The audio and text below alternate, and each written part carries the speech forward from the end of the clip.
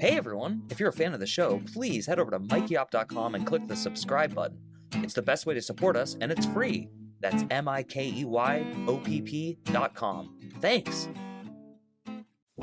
Hi, I'm Mike Oppenheim, and you are listening to Coffin Talk, Interviews with the Living, a weekly podcast that explores how our views on death affect the way we live our life. This week, coming to us from New York, I believe, is Alex Sigal, who was raised in Miami and has always had an exploratory personality, which led him into a life of sales as well as many other things. And this also includes merging back onto the path of Judaism at an older age. So I'm going to start by asking you our standard questions, Alex, which are how old are you, where did you grow up, which I kind of answered for you, and what generation, if any, do you consider yourself a member of? Whoa. So first of all, thanks for having me on the show, Mike. First of all, I was born in Miami. I was living in New York, but now I'm back in Miami. So feeling the sun rays. I'm 37 years old, and what generation do I feel a part of? What a phenomenal question. I feel really an older soul, so I'm not, I don't relate to the new tech and all that. So I've always felt a little bit back in that time, but I think I can't identify a specific generation, but I definitely feel 2 or 3 generations back. Awesome. That's a great answer. I've never heard that one, and I've heard like versions that lead towards there, but never finish there. So that was cool. I definitely think I understand. However, to understand that even better, I'll just ask you a bunch of questions, and I'm sure it'll unfold as it always does. So let's start with just like your childhood. How Jewish or not Jewish were you when you were about like 5, 6, 7 years old? So I was classically Jewish or traditionally Jewish, meaning we would go to, synagogue 2-3 times a year. And that was basically the extent of my relationship with Judaism, but a pride for being Jewish, meaning it wasn't something that we hid from or, we were scared to express or anything like that. Growing up in Miami, in the area that I grew up in, it's one of the zip codes to this day that there is no church in the zip code. So it's an extremely Jewish area. And so all your neighbors were Jewish. Everybody was Jewish. So you never felt your gas attendant was Jewish.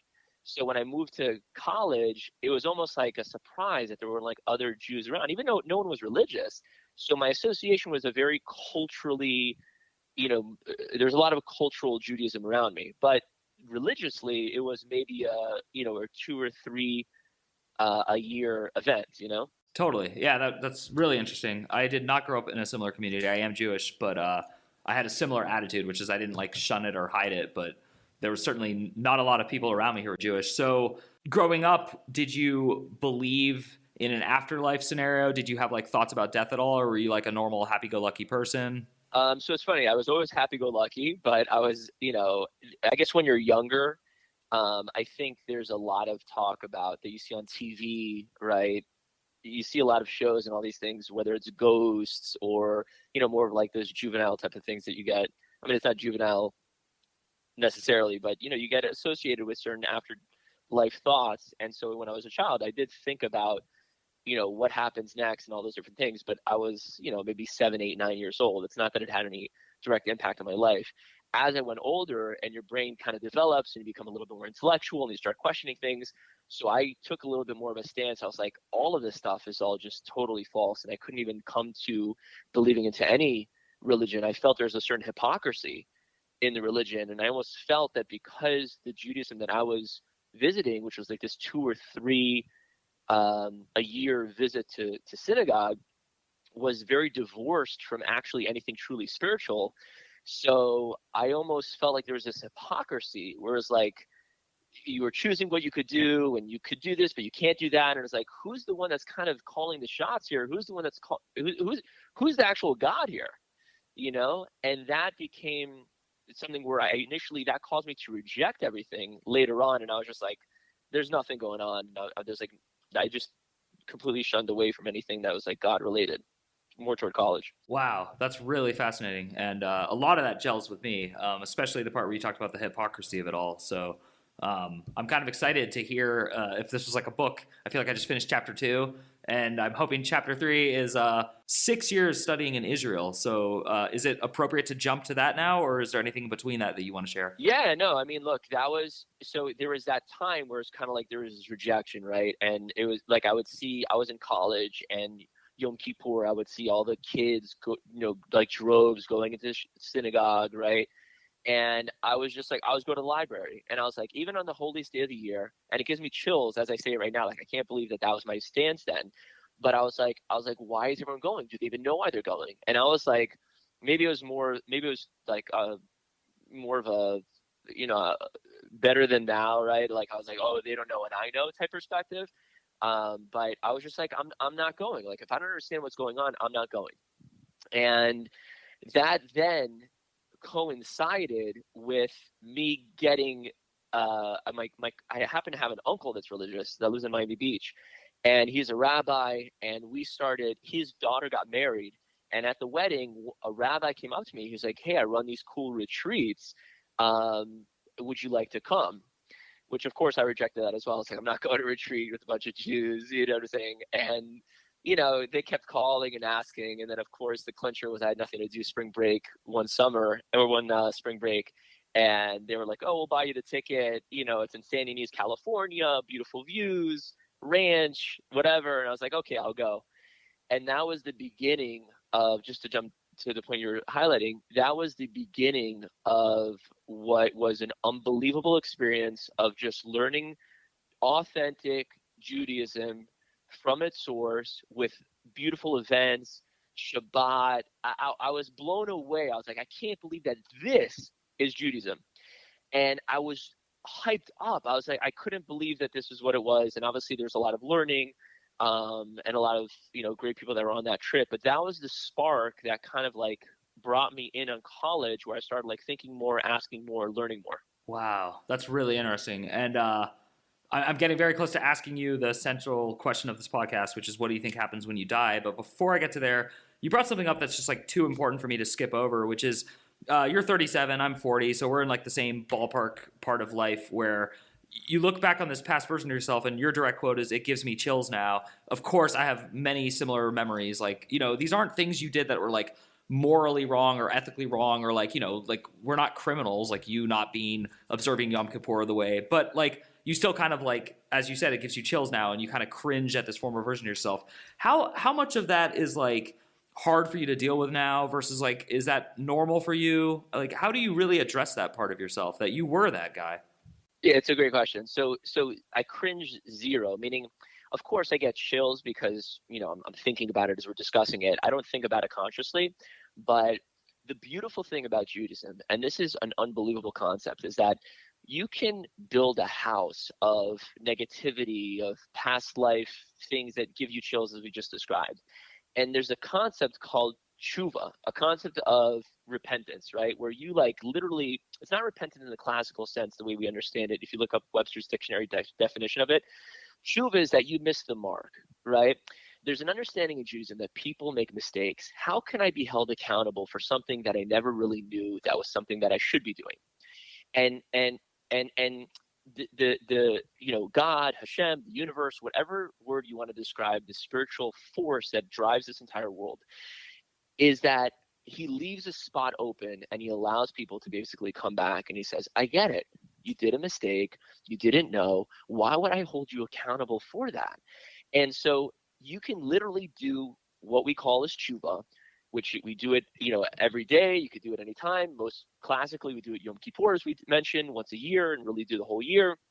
But this idea where it's like you did it, and even in Hashem, God, the universe's mind, it's as if it never happened. Like as if it never happened. And it's such a comforting feeling, because you make your mistakes, you do your tshuva, you think about it consciously, you make sure that you're never going to do it again, and that's it. So in my own mind, I get chills, but that's just me, human being right in this world. God's perspective is that it's gone, So it's an amazing concept. So yeah, like, of course it's like getting a tattoo. I don't have a tattoo, but I'm just saying, when you get a tattoo when you're 18 and then you're 37, you're like, why did I get that? You can look at that, but from God's perspective, it's like your body didn't even have a tattoo in the first place, Wow. That's a very powerful metaphor, because that speaks deeply to like the idea that if a person chooses to see it, they can still choose to see it, but God doesn't see it, and that's what matters. Just a small footnote. That doesn't mean that obviously you can chomp on a bunch of non-kosher food, let's say, for the whole year, and then do tshuva, and then you're clear. Obviously, you have to live it's not that type of thing where you can just like do whatever you want and then you do tshuva and that's it. You got to do both. You got to live your life aligned with the principles of the Torah and everything else. And then of course, if you make a mistake, you do tshuva. Just as a small footnote on that. Yeah, and you did cover that briefly, but you did say it, and I heard it really loud and clear, because what you said was you have to actually believe in the change, and you have to like have change, and I like that, because that is the accountability part that I need. And I'm not an atheist, and I am Jewish, but I'm also just hosting this podcast and really open-minded to hearing all these things and kind of seeing if they can all interlink and coexist. And as of so far, the answer is pretty strongly yes. And so I am curious with Judaism, in your opinion, and it's just you I'm asking. You can quote the Torah or any source you want, but is God a part of you as well as externally outside of you, or are you and God one and the same? Like, how would you explain that part of it? So we say that we're a portion of God. Like when God created the world, and created man, like there's a chelek in Hebrew. There's a portion of God within us, but we're not God. Obviously, we're not. But we carry a certain energy of God within us. So it's not something that's external, but we're not God. We're human beings. But spiritually, there's an essence where there's a parallel between who God is and who we are, right? And that allows us to elevate ourselves and go beyond, our physical limitations in a certain sense, right? A lot of people talk about this, and you see YouTube videos and even podcasts about this idea of like breaking through limitations, and that idea is a very godly idea, right? This idea that you can like break through limitations, right? And people say, I can't anymore when you're working out, and you can push yourself 5 more reps. That thing that you're pushing from is that godly spirit within. That ability to go beyond the physical nature and go to that next level, that's a godly spirit within. So, it's not that we are God. And I don't feel like, I hear a lot of other religions talk about God is speaking through me. I don't relate to that. And I don't think that's necessarily the way we understand it from a Jewish perspective, but there is an element that there's a spark of godliness within. Cool. I'm going to table local Judaism questions, as I would call them, for a little bit, because I do want to get to the meat and potatoes. But I do have a couple like tangential questions, and if we have time at the end, that I'd love to ask about this. So the main question I ask everyone, and I'm just going to bluntly ask it, is what do you right now, currently age 37, living in Miami, what do you think happens when you die? You, Alex. So I know, I can't really go with my own personal belief, because what I know is that there's a moment in time where you leave this world. Every single person, we say in the Jewish perspective, is that every person has the merit of entering into the next world. So what happens, in my opinion, based on what I've read, is that you go through a moment of cleansing, right? Some people call that hell. We use a language called Gehenom, but the idea is that you go through a process of purging and cleansing for everything that may have happened in this world, and then you have the opportunity to walk into, whatever the next world is. I mean, I really don't understand it because it's a spiritual concept, but from the little that I do understand about it, it's this moment in time where you go into this, world of bliss, of where you're completely connected to complete spiritual concepts and God and heavenliness and whatever that means. I mean, it's hard to put into words, because honestly, I don't think about death a lot. I know this may be anticlimactic for you, but I don't really, I don't think about death a lot. Like, this is what I understand, but I don't live my life, and I don't think anybody should, where like I'm scared of death, or, I don't know when my time is up. I could walk out, God forbid, I could walk out of my house right now after we do this class and this podcast, and a car hits me. I don't know when the buzzer is ending, but you can't live your life healthily in a way where you're scared of death. I live the life that I best possibly can, knowing that I'm doing the best that I can, and if I'm not, I have the opportunity to improve on it. And then that's it. What happens next is, I hope I'm doing the right thing, but it's hard to really conceptualize what it is because it's a completely spiritual concept. And I think anybody who tries to tell you that there's a true understanding without actually entering into that world is just speculating. No one really knows. Even the commentators in the Torah are at odds of exactly what happens when we talk about the next world, messianic age, all these things. It's not completely agreed upon because no one really experienced it, So we have things that we can learn out from. But even the Torah, by the way, I don't know if anybody's told you this, the Torah itself does not mention the next world once in the actual 5 books. Read the whole thing cover to cover. There is not one mention. People will say that there's suggestions or whatever, but explicit like do this, do that. There's nothing like that about the next world at all, which is fascinating, That really is interesting, and especially because even if you grew up in an all-Jewish community in Florida, you still grew up in the United States, where we're a predominantly what they call Judeo-Christian culture, but I would put the emphasis on the Christian part. We tend to think there are really strict decision-making opportunities that will lead you to this place called hell or this place called heaven. And actually, more to that point, since you are Jewish and there is, at the very least, the 10 Commandments, a codification of ethics, do you believe that morality is like somewhat flexible? So I was talking about the Christian scenario, the way I was taught it as a child growing up in this culture, not in a church, but that like if you murder someone, that's it. Like you're going to hell. There's not like you can murder someone and then say, I'm so sorry, God, and then you don't go to hell. In Judaism, they don't even tell you that there's a hell according to you, and I'm familiar with this, but there is this reckoning, this like cleansing, as you put it, which is a great term for it. So I'm curious how you approach now at your current age and current philosophy tie with Judaism. How do you approach like morality? Like when you hear that someone embezzled thousands of dollars and ripped people off, if they're crying and they say they're really sorry, or you're like, oh, good for them, they're going to be fine. Yeah. So look, there is an objective morality, but that doesn't preclude the opportunity to do tshuva on it. Meaning, let's hope that some of the people that maybe you're even thinking about that are criminals of any religion, right? So what are they, is there tshuva for them? I would hope, because for myself and for you and for all of us, if there isn't, so then, we always want to point the finger at people like, these criminals and say, they should burn and all that. But if you're in that position, you may actually feel a sense of remorse for what you're doing. I mean, people, they have life experiences that caused them to do what they did. You don't know the way people were grown up. You don't know what their level of free will is. So how do you know that the guy that shoplifted, you'd say, oh my gosh, how could that guy do that? What a disgusting act. And for you, for him, it's almost like he didn't have control over that ability. Just like you may not have control when you see a piece of steak, right? If you're hungry. So, but there is an objective morality, but let's hope that there is an opportunity for those people to do tshuva. But to your point, there are certain things that we say that it's gone too far, and there's certain cardinal sins, right? Where it's like, it's really like, there's a certain point where there's not tshuva for that.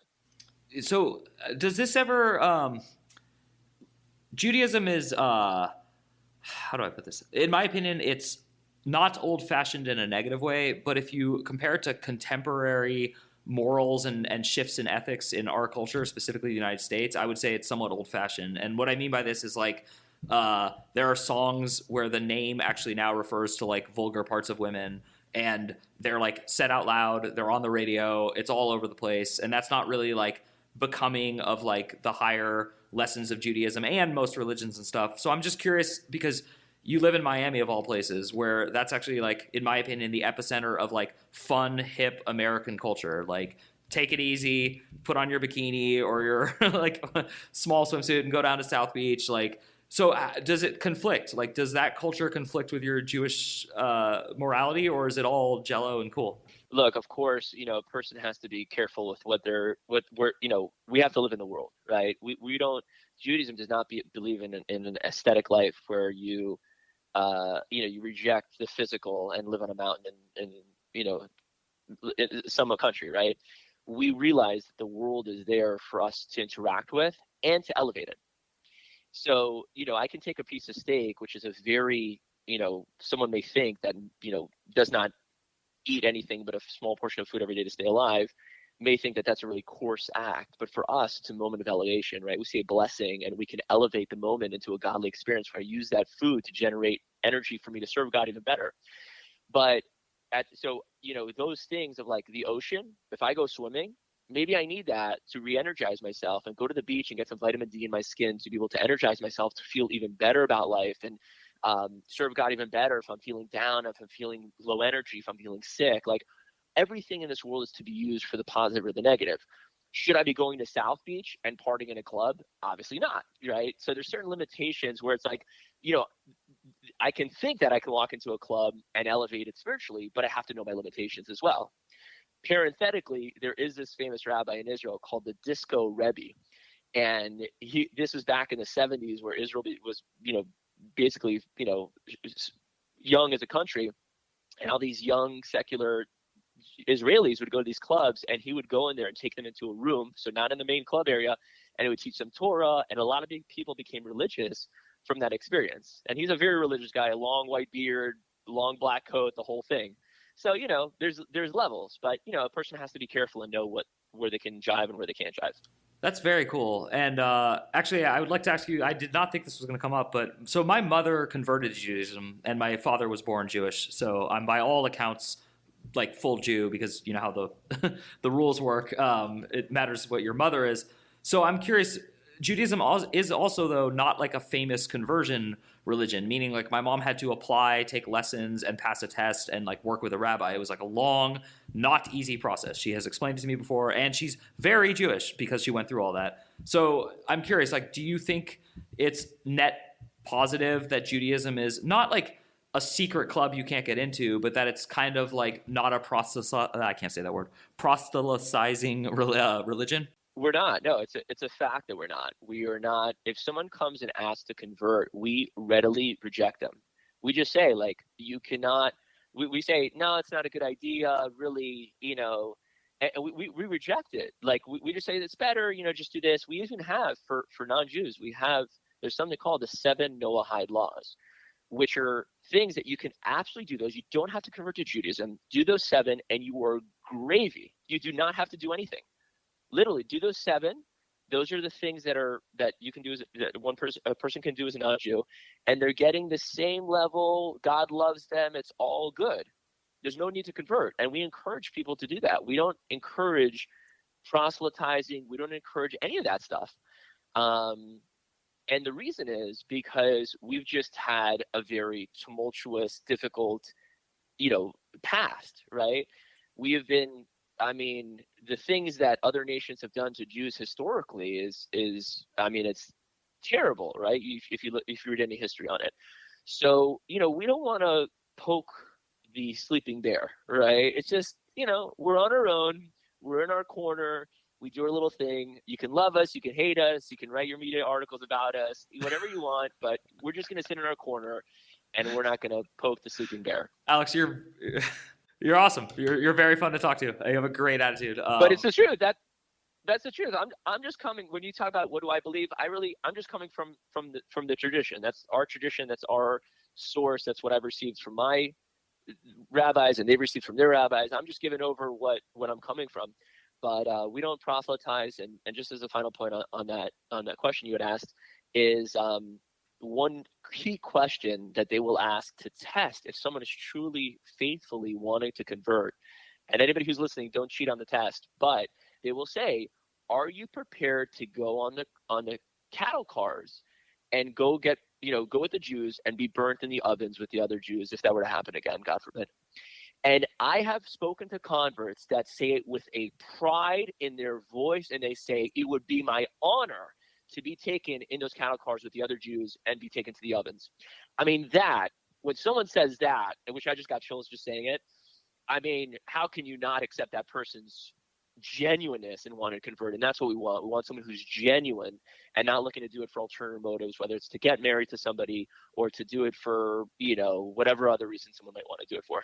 Very cool. Very cool. So you talked about how what the godly nature is the ability to go beyond. And you gave that great example of like when you're lifting weights and you can do 5 more reps, or you're holding a plank and you're just like, why not 30 more seconds? So I'm curious, in your life, what is one time you can think of where you used your godly nature and your connection with religion to go beyond? Oh my gosh, I love that question. So I literally use it every day. I'm not like in my line of work, I do sales. I sell like digital marketing technology to doctors, and like every single day I can quit on the call. If I'm 2 hours in on the call and I can just quit and I could just say like, okay, that's it. I'm throwing in the towel. Like he wins, the doctor wins. I'm not making the sale. And trust me, they have every objection in the book to give you a reason not to. And I literally have to, even though I've said the same thing 20,000 times for the last few years, I got to stand up and I got to, in my mind, I'm like, I will win this battle. This is mine. I will win it. And every single moment I'm overcoming something within that is telling me, just throw in the towel. You're hungry. You're tired. Go eat. Go chill. It's probably not going to sell. And that is my own limiting beliefs. And I got to stand up every single day and just professionally and break through that and say, I will win this. This will happen. And if you've seen some of the way these calls close, you would never believe it of how they close. And it's almost like beyond reason. And I think the reason it's beyond reason is because you tapped into your own beyond nature, right? You tapped into something that was higher beyond you. And so the call closes at these crazy times where they're on the highway, they pull over, they give you the credit card, crazy situations. They hang up on you, you call back, they still give you the credit card. It's insane. So that's the return. That's your ROI for tapping into the godly, right? When you tap into the godly, your ROI is that you get something beyond what you would have expected. Anything, even when you treating your wife, your kids, the whole thing. You come in, you're tired from work the whole day. You walk in, you break through, and you give a smile to your wife. The ROI on that smile is is something that's godly because you broke through something that otherwise wasn't your natural state. Your natural state was to walk in like a schlub, hit the TV, relax, open a beer, and just say, I had a bad day. I need to relax. But the smile was the breakthrough. And that smile that you broke through, God gave a kiss on your forehead and allowed for a little bit of a more harmonious moment between the two of you. Wow, that was a great answer. It was very motivational. You definitely have a second career in motivational speaking if you're ever bored and interested. And I am sure I'm not the first person to tell you that. That was awesome. I'm sold. I'm completely sold. Whatever it is you are selling me, I'm buying it. Here's my credit card. Yeah. That's truly great examples and great advice. So I do always leave the show up to my guests to answer their own question as they feel they want to, which is just, what do you feel like saying to the internet? You have no idea how many people will listen to this, but surely some people will. I think that the one message that I think for everyone that is universal message is that everyone has, and I think this is a little bit of a theme that you tapped into, is that everyone has the ability, whether you believe in religion, non-religion, at the end of the day, I think it's hard not to see in today's world our ability to look into a tree and look at the cells and how they work when the rain falls and how evaporation works. I mean, you just look at nature. It's so hard. You have to work consciously to look into the world and say there is no spirituality. Whether it's God, Hashem, the universe, whatever you want to call it, it's so hard to see that. And I think once you allow yourself to open your heart to the reality that there is something that is spiritual out there and there is a reality, you can tap into so many things that are there that the spiritual world has injected into our physical world for us to be better people, right? Every single person wants to be a better person. They want to live a better life. They want to live a more harmonious life. They want to be better people. And the tools have already been given. We don't have to reinvent it. It's not that, people 3,000 years ago didn't get it and now we got it better. Probably they knew something more than we knew, to be honest. And if you open your heart and you allow yourself to tap into those things, the world is just open and waiting for us to just tap into so much beauty and so much growth and potential that lay dormant within us. And if we just allow our hearts to be open to that, we can live a transformational life. And all you have to do is just open your heart and allow for that. Well, that was incredible. Thank you so much for coming on this podcast. I'm truly inspired, and I will be thinking about a lot of things you said, and especially about the fact that you really don't have to convert or become Jewish, and you don't even have to be a Jew who acts like Jewish. You just have to follow the right ethics that belong to you and to your world, and everything's going to work out. So thank you for helping us put another nail in the coffin. And for those of you listening at home, this is another episode of Coffin Talk, Interviews with the Living, and we will see you soon.